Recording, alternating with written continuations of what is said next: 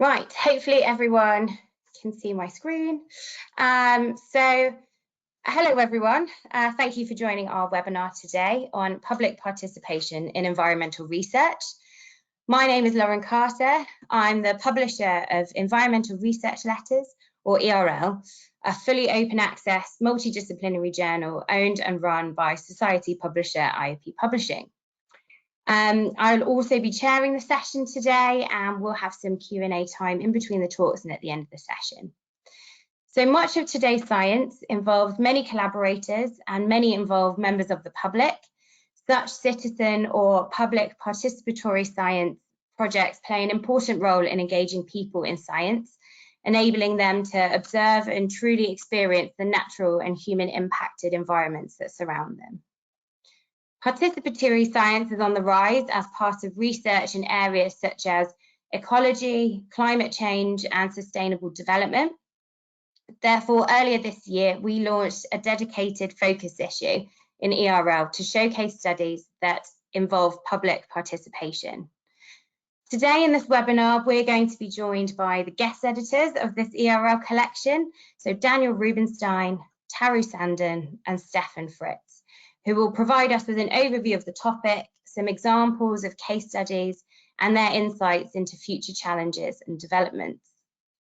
A number of contributions have already been invited for submission to this focus issue, and hopefully you can see some of those expected article titles listed there on this slide as a guide for the sort of topics that we're expecting and also encouraging to the collection. Hopefully some of you joining today have already agreed to contribute, but we are welcoming proposals from the community, especially articles which cover innovative uses of citizen environmental observations. So the deadline for submissions is coming up, so the end of this year, 31st of December, but this is flexible, so if anyone participating in this webinar is interested in contributing an article, please do follow up with us after the session. It'll be great to hear from you. So our first speaker today will be Daniel Rubenstein. Daniel is the former chair of Princeton University's Department of Ecology and Evolutionary Biology and director of Princeton's programs in African and environmental studies. He is a behavioral ecologist who studies how environmental variation and individual differences shape social behavior, social structure, sex roles, and the dynamics of populations. In Kenya, Daniel works with pastoralist communities to develop and assess impacts of various grazing strategies on rangeland quality, wildlife use, and livelihoods.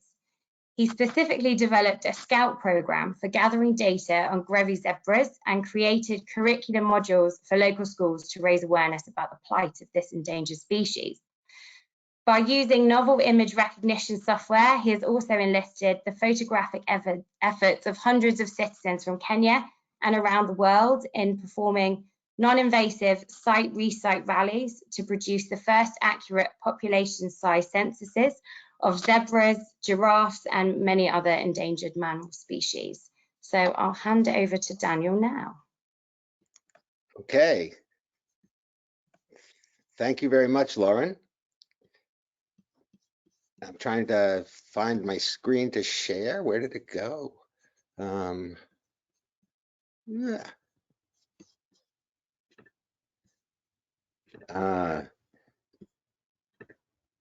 I am having trouble finding my presentation. Here it is, I hope. Yes, okay.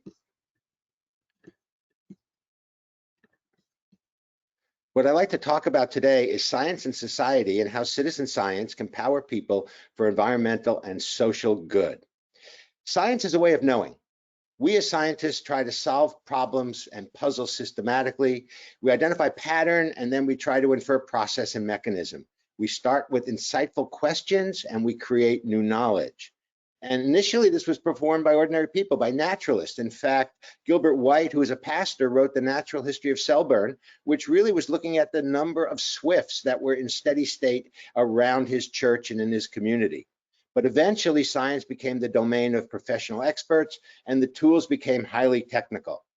And so as a result, science and society, The scientists and the public seem to be going in separate ways. As expert science ascended, people's connections with the natural world descended. And you can see in the book that recently published, The Last Child in the Woods, saving our children from nature deficit disorder is a common concern for Americans, and especially parents who see their children no longer working and being connected with the wild. And so now we get most of our experiences vicariously by virtual experiences, but it's not the same thing. Better storytelling is not enough. It's a passive learning experience. And so the real goal is to anneal these separate ways, bring them back together and make people citizen scientists and have them do real science. And it's been emerging now. There's meetings where people come together, but there's been organizations like Earthwatch and Operation Wallacea who have allowed people to go work with scientists by doing field expeditions. And it teaches them the appreciation for how science is done. They help generate the new knowledge. They learn how to understand what this knowledge is about, and they help shape future investigations by asking naive but potent questions. And in the end, they become better environmental stewards and decision makers. They understand how evidence shapes our behavior, or at least should shape our behavior. Now, originally, this started with Zooniverse, which was about finding the zoo of galaxies in the universe. And today, there's been over 637 million classifications of things done by over 2.4 million volunteers. And they have weekly meetings and all sorts of ways for people to get engaged with the science. What I'd like to do today, though, is talk about 3 vignettes, because I want to talk about 3 different publics. I want to talk about the Scout program and the bio blitzes and the conservation clubs that we work with in Kenya that Lauren alluded to in her introduction. So the first issue is the Scouts. It was asking a very basic question: can livestock and Grevy's zebra, an endangered species, share a common landscape? And you can see the problem is that Grevy's zebra need to drink, but the water is being monopolized by the livestock of the pastoralist herders. Now, how do you get enough data to answer this question? I drive around in a Land Rover, and since there are no roads on this landscape, I have a biased look at what's going on. So instead, we hired scouts, ordinary people in the community, 2 women and a man, and they would go out and do their daily chores. Women would collect firewood and water, and the men would do the herds on the open landscape, and they would record the Grevy zebra sightings and record their location with GPS, as well as features about, are they near water? Are they in open habitats, closed habitats? Who are they associating with? Livestock, other wildlife? And what were they doing, standing, walking, or drinking? We analyzed the data, and then they made presentations to their communities, as one of the scouts is doing here. But the key is they gathered the data so they own the outcome and the results. And this becomes really important, because not only did they earn income, but they were transformed by this knowledge in understanding how their landscape is being used by their wildlife and the livestock that they herd. So we found the human footprint from their data was huge, that on the good grasslands shown on the left where all the livestock are, only 30% of the Pundakanga, which is Swahili for Grevy zebra, were found. 70% were on the poor landscape. And this is the breakdown as you can get by age and sex structure. But once we presented these results to the community, the Marani said, these are the warriors, said, but Professor, we've changed our behavior. We no longer sick our dogs on the animals, and we no longer throw sticks and stones at them to drive them away. And sure enough, in a year later, in 2005, 50% of the sightings were on the good land. And so now it's a much healthier picture. Grevy zebra and livestock work together and use the landscape. And what we've been able to show also is that the money we pay them, the income they make, is allowed for incredible entrepreneurship. If you look at 5 years before the zero, there were no sugar sales. Now, the women in particular use their money to buy sugar in town and then sell it at a higher rate locally. And as a consequence of their busyness, stocking levels of both the cattle and even the small sheep and goats have been going down during these 5 years. And so by allowing them, engaging them in citizen science, we see that's a win for the zebras, a win for the scouts, and a win for the greater community in terms of livelihood increases. Now, the second question then is, well, how well are the Grevy zebra doing nationally? And this becomes a real problem because, as you can see in the graph here, the black line, that in the late 70s, there were almost 14,000 Grevy zebras, and then the numbers have been dropping precipitously, coming now down to levels of about 2,500. But how many really are there? Because when you do aerial counts and the animals hide under trees, the error bars, the confidence limits are really large. They're plus or minus 1,000. What policymaker is going to invest when the numbers are so inaccurate? And so what we did is we did the first full census using photographs from citizens, because the zebras are striped, they're naturally barcoded, and we can use algorithms from vision computation software to do site recite, which is a variant of mark recapture, but we don't have to do it invasively, to look at where the zebras are and estimate the number seen on a given day and the number seen on the next day to estimate the size of the population. And we involved 350 members of the public, the growing middle class, conservancy members, rangers and scouts from conservancies, national parks and reserves, county government officials, members of the Kenya Wildlife Service who are stewards of the animals, zookeepers worldwide, independent scientists like me, and in fact, the US ambassador to Kenya. And here he is pictured in the middle in the green shirt. But the expanse of this effort is huge. The Grevies are distributed over 25,000 square kilometers, the area marked in red. And in the first year, in 2016, the citizens took 40,000 photographs. In 2018, over 60,000. And by 2020, almost 90,000 photographs that have to be processed through our computer algorithms. And so people go out, they drive, they have fun, they redrive loops. You don't have to be so rigid in not resampling. In fact, you want to recount the animals to get large databases. And it involves a few steps. One, you have to train the trainers who are going to go out into the communities to bring local people in. The cameras are provided by the National Science Foundation, the American government, and they're GPS enabled. We then have ways to connect the GPS camera with your personal camera, because there's multiple people in the cars generally. We use QR codes, we do 3, 2, 1 snap, and from that moment on, the GPS camera with its location and its timestamp are equivalent in all the cameras that are in the same vehicle. And then it's really simple. Drive around, take photographs, analyze them by letting Wildbook and the hotspotter algorithm identify the hotspots on the zebras, and then it makes a degree of similarities, as you can see in the right picture here, between the zebras taken at different times. This is a match based on where those hotspots are equivalent. And this then allows us to estimate the population size, and we present the results to the public and to the government officials at the Great Black and White Ball. And this is what we find in terms of numbers, that in fact, in 2016, there were 2,350 plus or minus 93, a very accurate count. And then 2 years later, despite 2 years of drought, the numbers in fact had gone up to 2012 plus or minus 163. Again, very tight confidence limits. And this allows us to see heat maps of where the animals are in 2016 and 2018. And more importantly, for all the people that let us use their land, we're able to actually analyze the number on each property. So Old Jogi has 473 and Laisaba has 170. And we can also estimate it by counties to show the county governors where this iconic historic species is and how well it's doing on their land. It brings people together to have a motivation to protect this species. And so this is where we're based at the Laikipia Impala Research Center in Laikipia, and there's a large number in that particular area.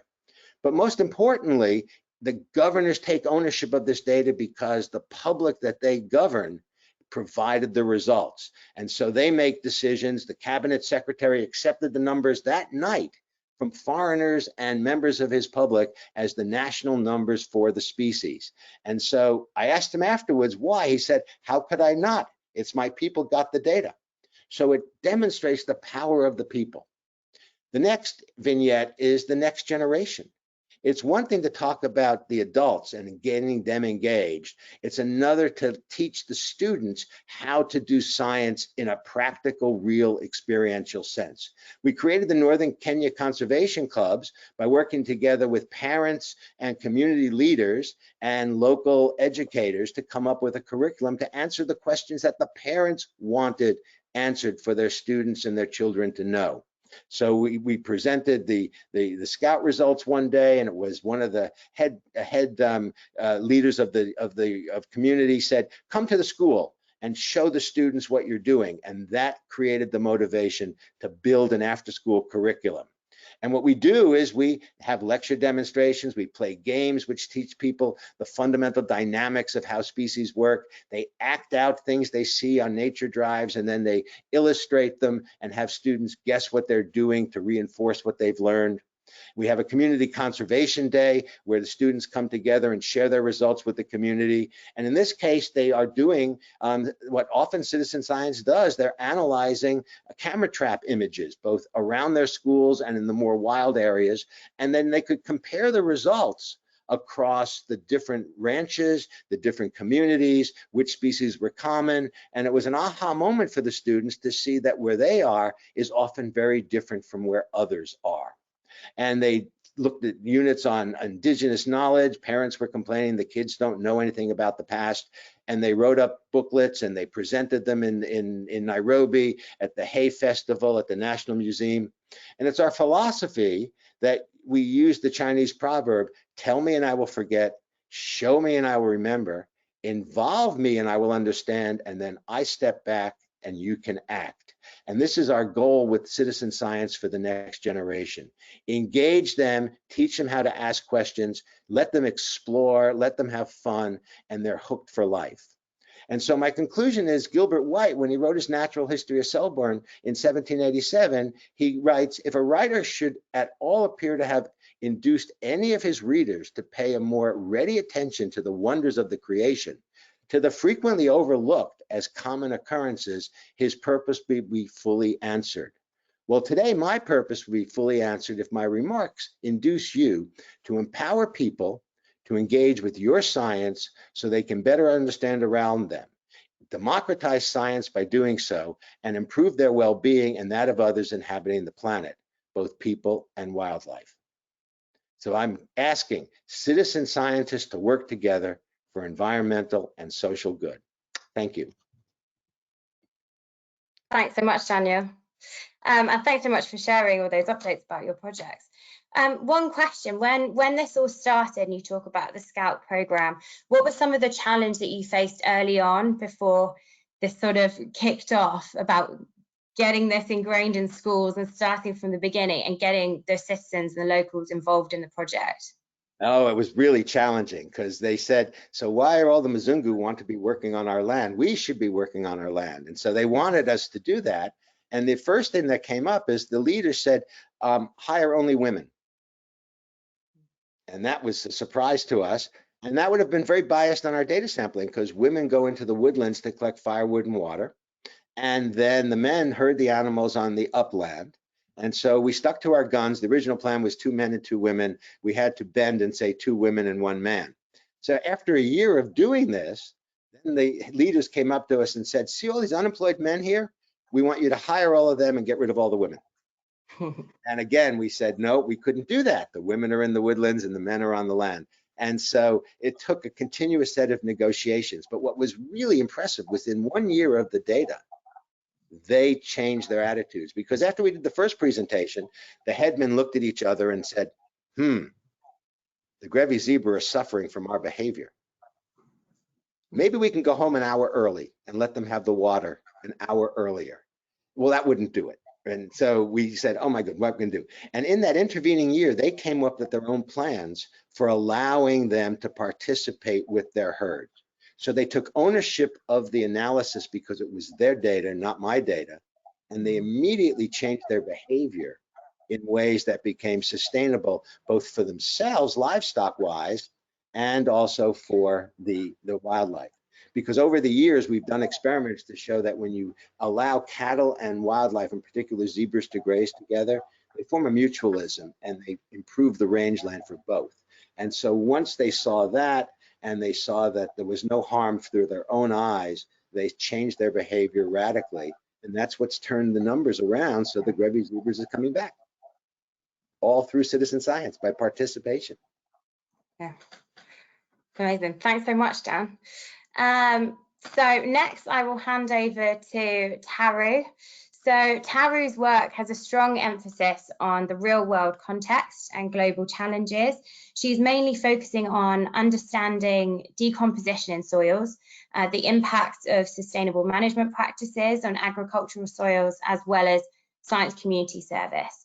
So during her PhD studies at the University of Iceland, she pioneered the Teabag Index method, which is a citizen science approach for the study of organic matter decomposition, together with a group of scientists outside her PhD group. Since its creation in 2010 and publication in 2013, the Teabag Index method has been used extensively and applied by researchers, educators, and citizen scientists in over 38 countries, contributing to over 30 studies of soil decomposition while concurrently popularizing soil science. So I'll hand over to you, Tari. Thanks. Thank you very much. So good afternoon from my side as well. I wanted to walk you through a bit how does environmental science, the environment and the public can benefit from public participation.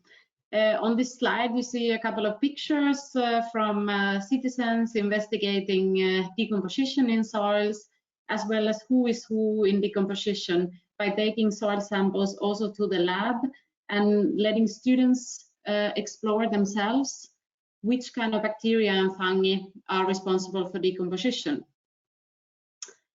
As seen on this table here, a multitude of environmental fields have already been studied by citizens. If we start with plant ecology, you can see that citizens have been part of collecting data for identification of invasive plants, as well as monitoring phenology. On the right-hand side, you can see one mobile application that is doing exactly that. In ecology, as Daniel was already telling, there is a lot of citizen involvement, and in this table here, they are lifting bird monitoring and also monitoring birds' nests that maybe the citizens have made themselves. In environmental monitoring in general, citizens do play a big role in, for example, looking at the hydrology, looking at the coastal environments, stream restoration, also looking at the air quality and risk assessments. In here, the example is monitoring of an oil spill, but citizens can also be part of looking at natural hazards such as extreme events, volcanic eruptions, and other hazards. In agriculture, citizens have also been a part of science for a long time. For example, farmers have been looking at crop varieties and their performance in different locations.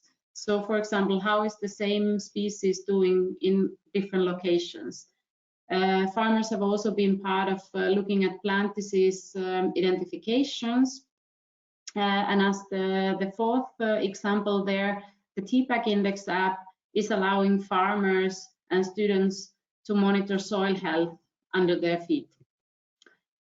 The environment can benefit a lot from citizen science, as can be seen here, when we are getting towards a sustainable future and trying to reach the Sustainable Development Goals.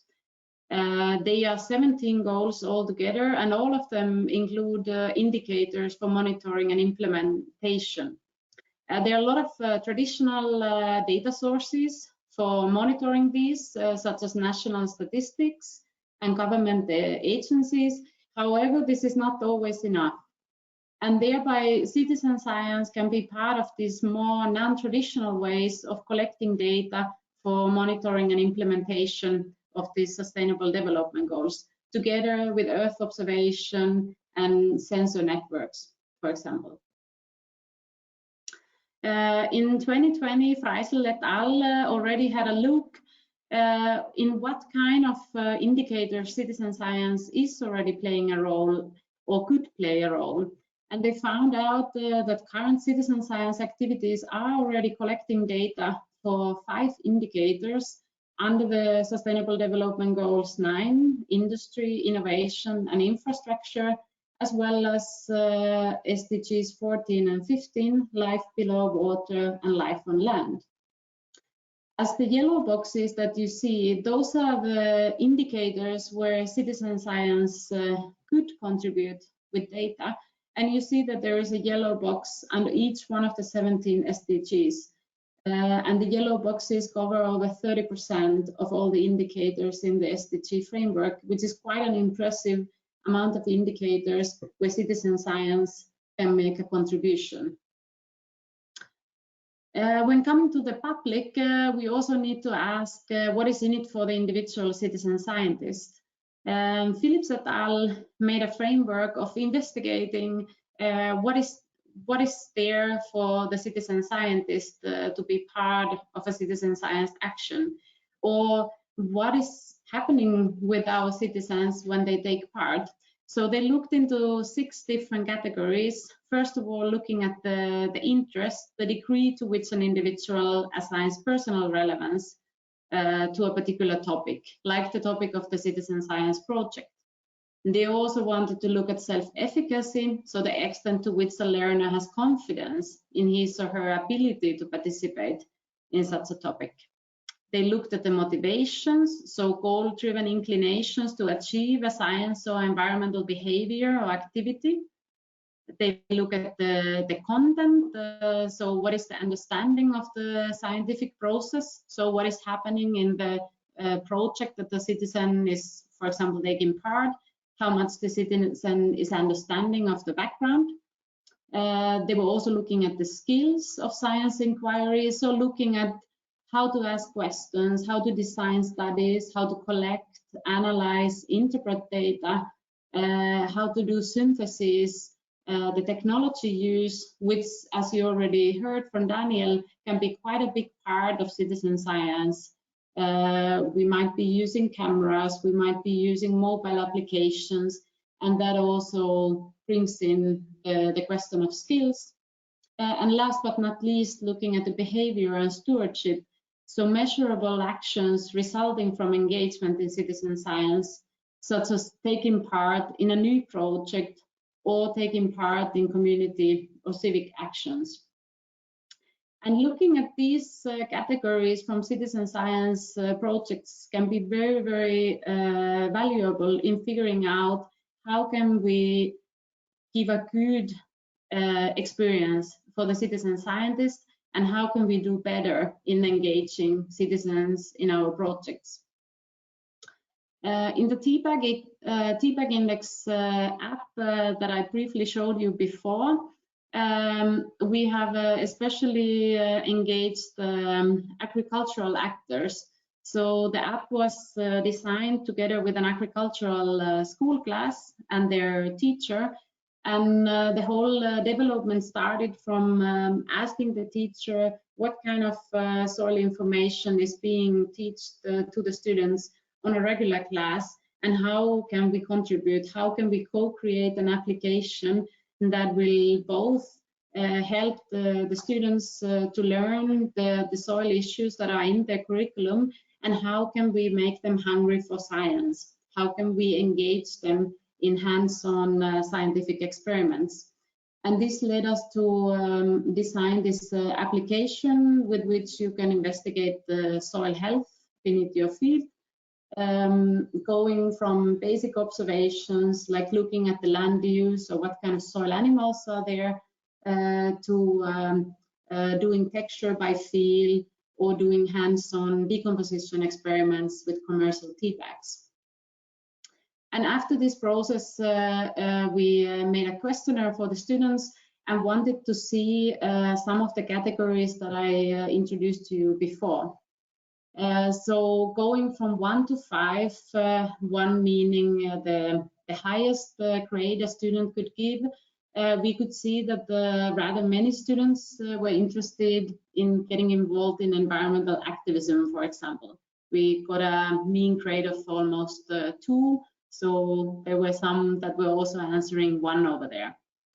We also saw a genuine interest in the research that was conducted, or they were kind of pleased with the research that was done. From the motivation, we had 4 questions that we were looking at, and we could say that we could have relatively high grades for wanting to know more about soil, interest in the research conducted, intrinsic motivation, as well as interest in science. The numbers here may be a little bit higher, showing a little bit less motivation, which maybe comes from the fact that when doing citizen science with the school, and the students themselves are not necessarily deciding that they will participate in the project, but the teacher has already made this decision. So oftentimes citizen science activities in school contexts are made part of the curriculum. And we also saw a quite high perceived self-efficacy of the student with a mean value of about 2. And when going more to the agricultural public, there's been a lot of empowerment that has been seen after participatory actions, like you could already see from Daniel's presentation. There's been farmer-centric approaches to developing agricultural technology, from creating farmer innovation networks, participatory approaches to learning and impact assessment. I, for example, have been part of looking at how do farmers learn from one another through demonstrations. So by visiting other farmers and seeing what is happening at another farm.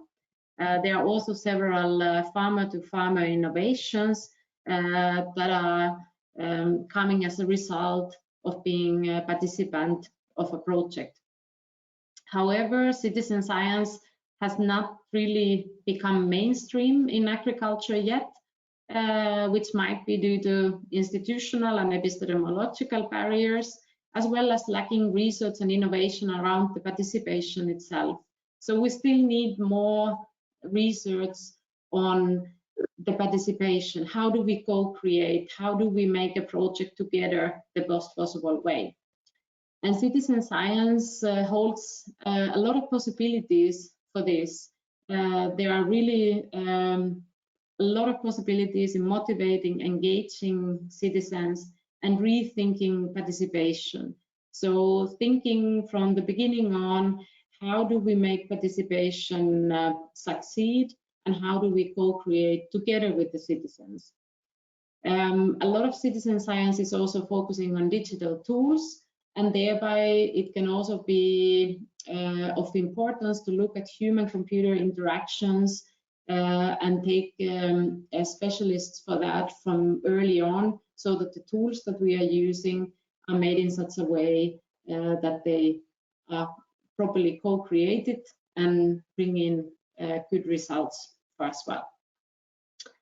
And with that, I would like to move on to the questions. Great.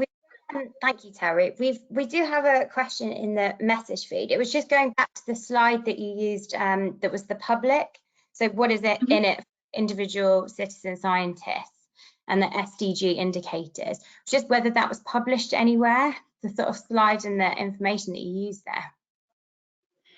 With the SDG indicators, yes. Yes, this is already published from Freisel et al. 2020. So from Stefan's group, actually. And there is also a paper by Stefan, Fritz et al. A year earlier, where the inclusion of citizen data to SDGs is being explored. Fantastic. And I'm sure we can provide the reference to that paper sort of following up after the session. That will be fine, or pop it into the message feed for anyone interested in looking that up. Just another question for you, Terry, just quickly. When you're talking about, you know, using different tools, what are some of the challenges that you've maybe faced when ensuring data quality or sort of open data along those lines of your experiences with that respect? So of course, data quality is one big issue. Also, gender issues are something that should be thought about when planning digital tools. So we might be looking at different things based on our gender, and this should be also taken into account. Great.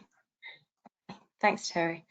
So last but not least, I will hand over to Stefan. So Stefan is the International Institute for Applied Systems Analysis Strategic Initiatives Program Director and a researcher in the Novel Data Ecosystems Research Group of the Advancing Systems Analysis Program. So he's been involved in a number of citizen science projects, including acting as the principal investigator of the European Research Council funded Crowdland Consolidator Grant and the European Union's Horizon 2020 Framework Programme for Research and Innovation funded LandSense and We Observe projects. So I'll hand over to Stefan. You can take us through your presentation or your talk. Thanks. Yes, thank you very much, Lauren. I'm not going to have a presentation, so this will be slightly different to my other previous two speakers. So it will be a little bit informal, also encouraging the people to maybe post some more questions you might have. A lot of things which can be said about citizen science in general have already been said by my previous speakers, in particular by Taro, on the contribution citizen science can make to the SDGs. And as said, we have published quite widely, especially around that element. And I will go a little bit more into detail in my presentation on that. But just to come back to these major challenges we have in citizen science, the first one is really how we define citizen science, and should it even be called citizen science? So if you consider that 15 million people do not have any nationality, we might even reconsider to call it citizen science. That's why we also try to place a very strong focus in this on participatory research rather than citizen science. So I wanted to just highlight that. Then what has already been mentioned, and there was a question about one of the big challenges, and that comes up again and again, is really data quality.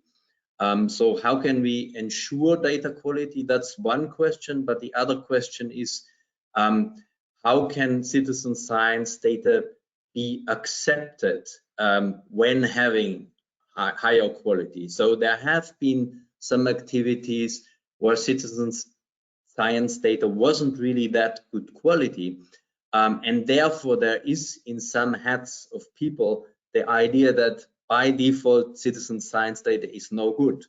And I think this is not true at all, and there is a big variety in terms of quality of citizen science data. So some data is excellent, it's really good, it's coming from a device which is measuring accurately.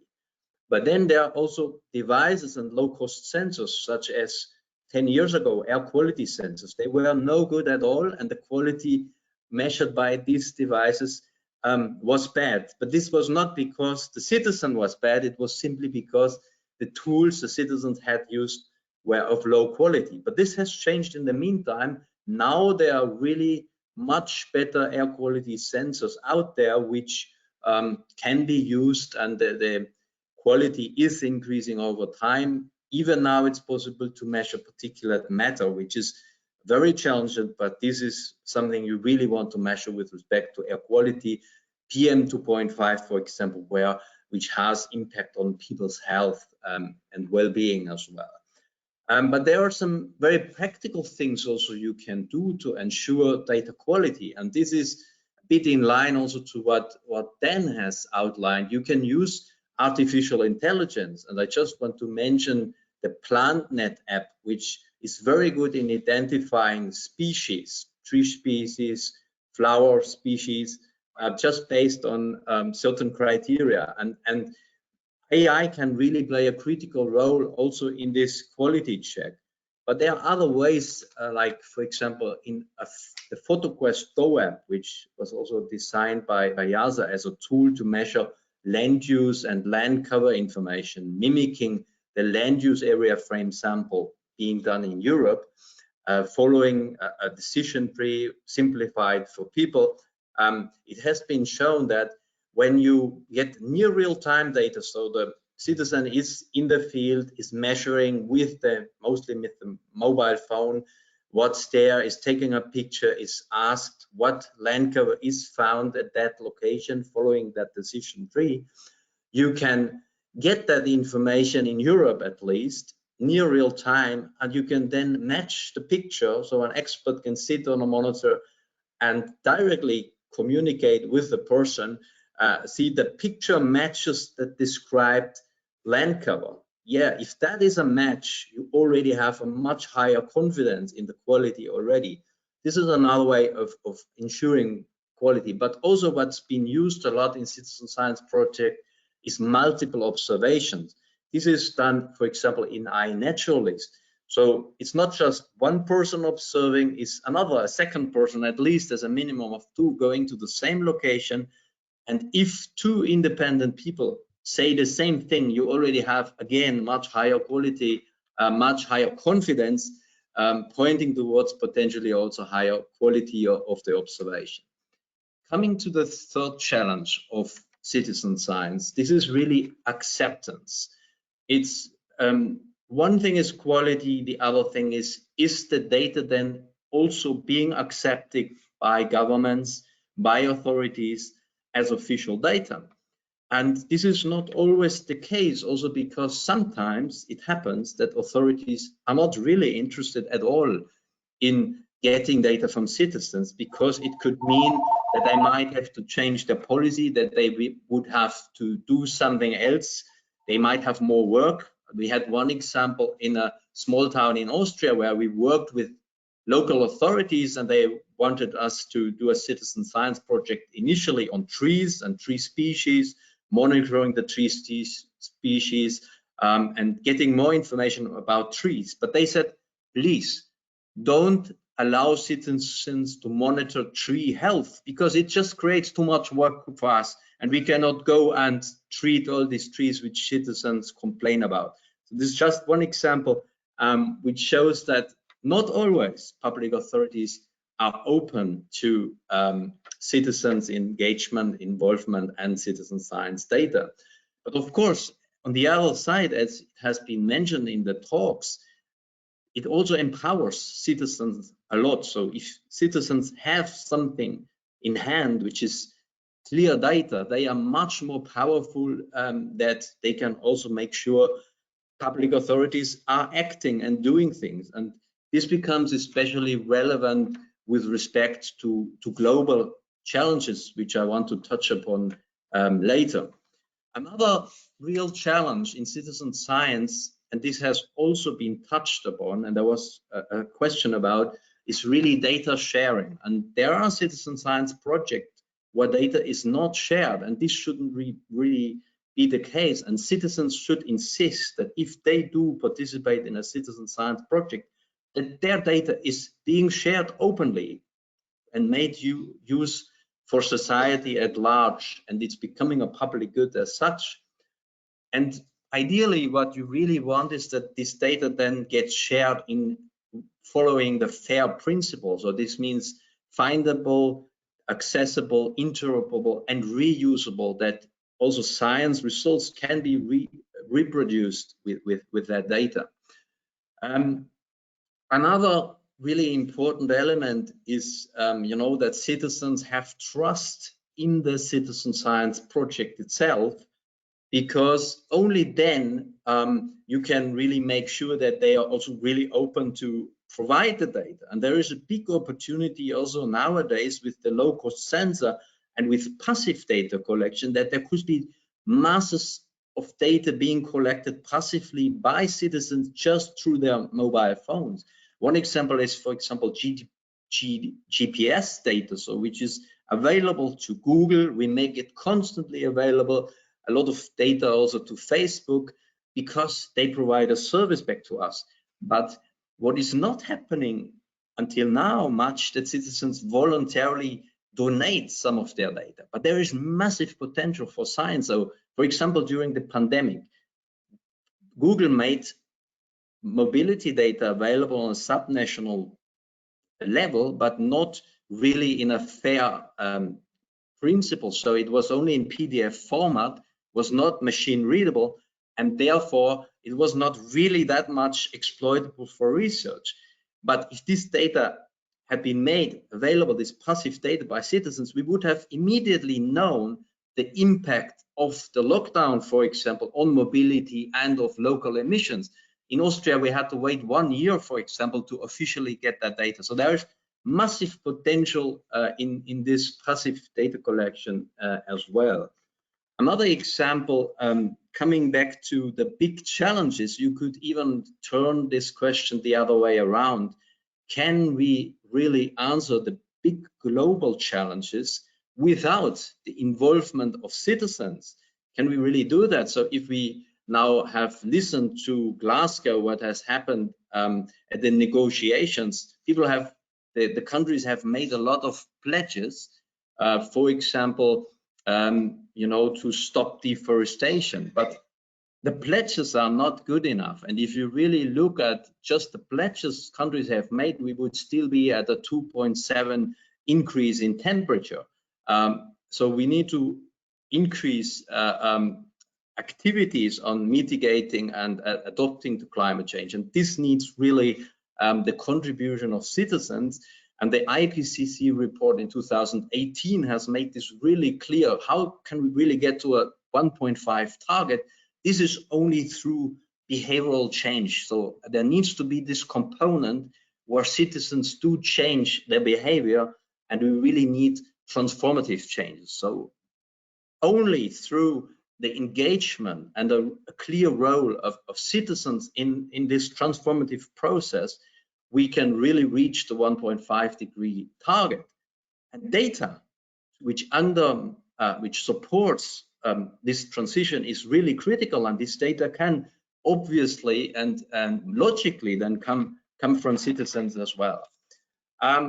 So I don't need to go in more detail here on what citizens, how citizens can contribute to the SDGs.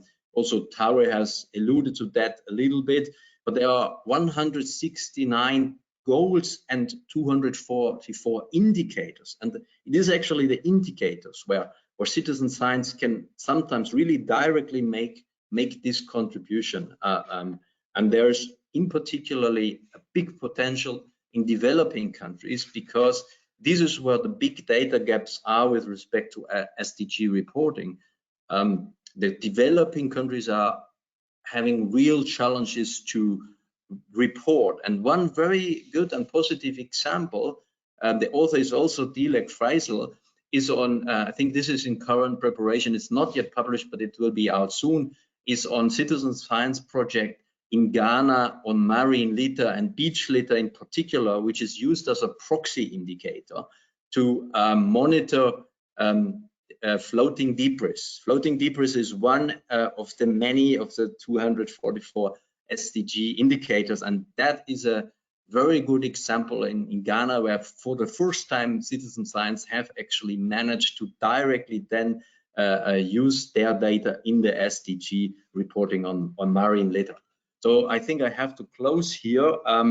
What is of course interesting for the audience is on what specific articles we are particularly interested in.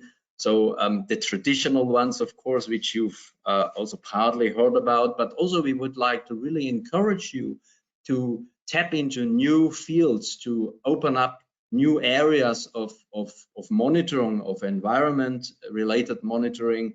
And also we encourage very much to move maybe some of these activities to other locations, to the developing world. In the developing world in general, citizen science is not yet that active, and there is still a bit of work to do, but Dan's example have nicely shown this positive impact citizen science can have in Kenya and in other places. So with that, I hand back over to you, Lauren. Thank you very much. Great, thanks so much, Stefan. Just in terms of those articles as well, what we've asked authors to do is think about a series of questions when they're putting together a proposal. You know, what was your research question? Why was public participation necessary? How did your study benefit from public involvement? And were there any surprising processes or findings from that sort of research? And we can talk a little bit more about the focus issue or articles that we're really keen to see or encourage more content on. There was a question that was posted in the message feed a bit earlier that was posed to Daniel, but I think it could probably be answered by Stefan and Taru as well. It'll be quite interesting to hear your feedback. So it was, what criteria do you use to establish the participants' payments when you're involved in sort of citizen or public participatory science, and were there any ethical issues involved or ethical considerations that you had to think about? I'll answer that. I mean, we engaged our communities and we paid them. Okay, and where they were, the salaries we negotiated with the communities were orders of magnitude higher than the average daily wage in Kenya, which is $1 a day. So they were making $3 a day, which really opened up economic gain, which allowed the women in particular to buy sugar and to take their $36 a month and make $250 a month. That's how they transform their communities. So it's an example of participating in a wildlife study to better understand wildlife that improved livelihoods. But we negotiated it with the community leaders and the public and made sure it was equitable and fair. And the other thing is, we didn't choose our citizen scientists for the scouts. We let the communities choose who they wanted for whatever reason they wanted. We could fire them if they made up data, which sometimes they did, but basically we had to let the headmasters know that what was happening.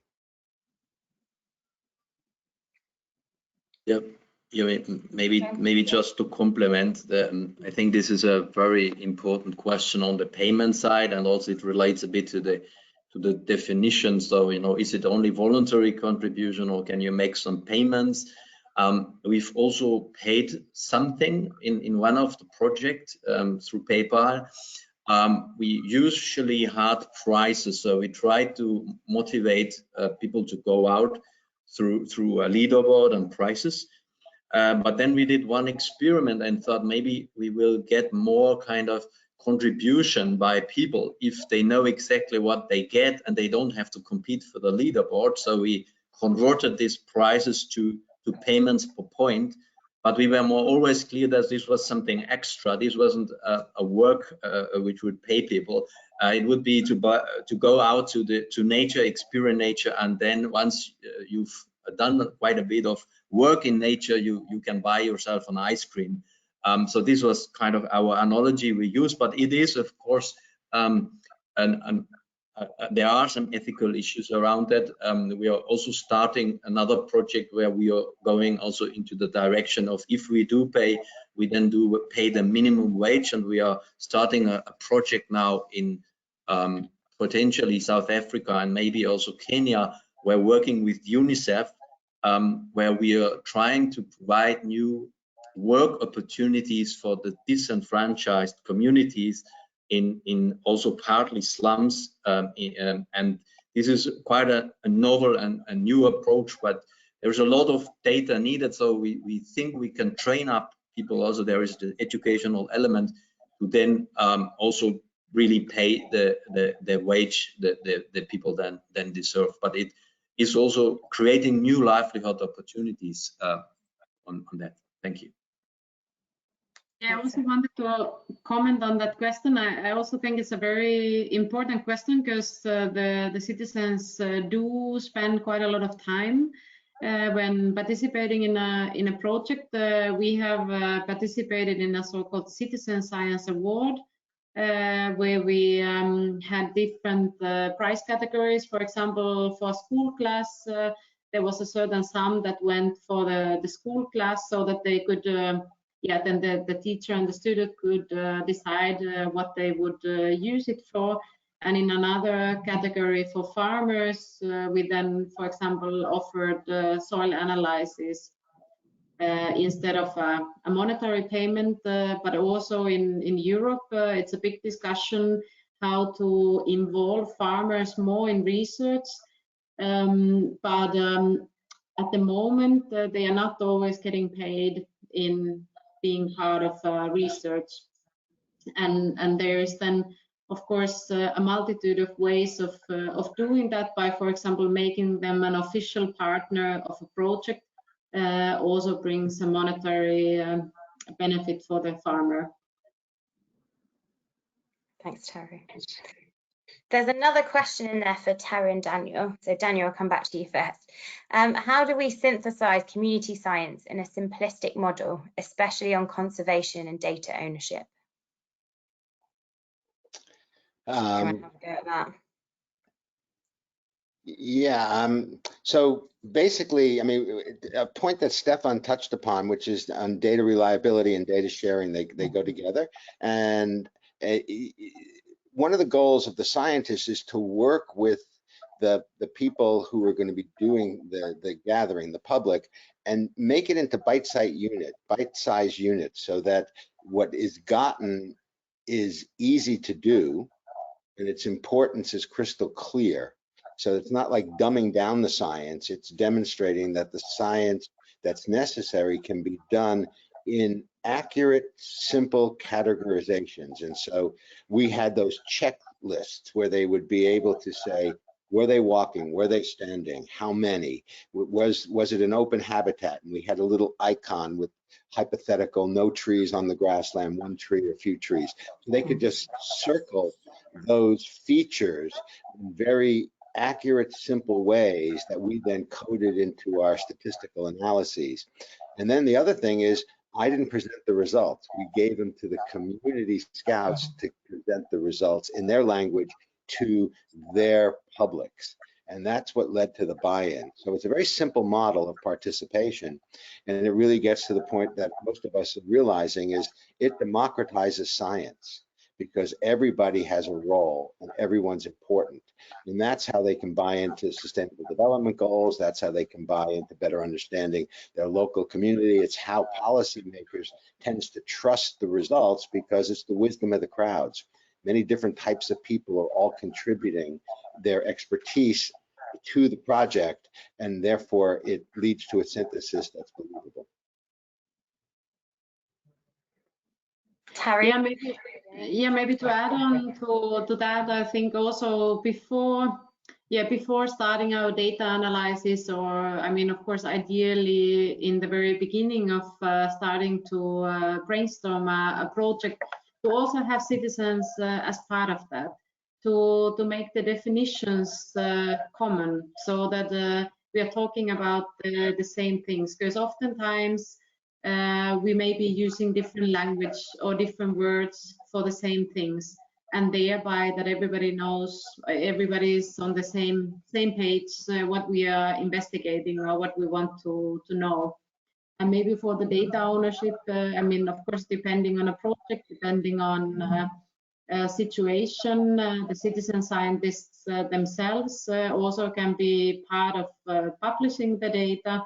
It may be in form of a scientific publication, but it may also be that this kind of data would be important for the community, for their own local publications or their local events where they are looking at the ecology of their surroundings also. Okay, thanks. A few minutes left, so we'll sort of finish up there. There is another question in there just about article proposals and full articles and deadlines. So it is, the deadline for full submissions is the end of the year, but we're very flexible with this. So if you're keen to submit and you have an article proposal, please just email us via the journal or one of us. You should easily be able to find out information on the registration kind of webinar site or online through the ERL webpage. And we're happy to sort of be flexible and allow for further contributions after that if needed. So please just reach out and we can discuss article proposals from there. Daniel? Yeah, so I'm really excited. I hope people that were listening today get excited to want to contribute. I think Stefan at the very end said it very nicely, is that we're really looking for, what have you learned by bringing the public into doing research? What new has come out of it from your perspective that you couldn't have done without the public? And then what did the public take away? Were they transformed? And were any new principles emerging because the lens at which they see the world is slightly different from the lens that the way the scientist sees the world? And what bidirectionality of flows of questioning and answers going back and forth help make the science more robust? If in your system you've used public participation and you've got a message to say on why it worked or where the challenges were and what you would do differently, please share them with us.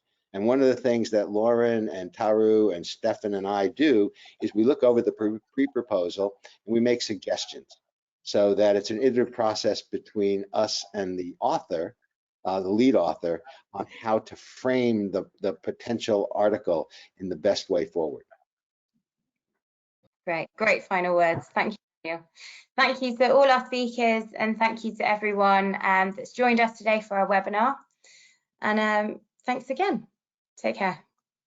Bye, everyone. Thank you for listening. Everyone. Thanks, everyone. Bye. Thank you very much. Looking forward to the articles to be submitted. Bye.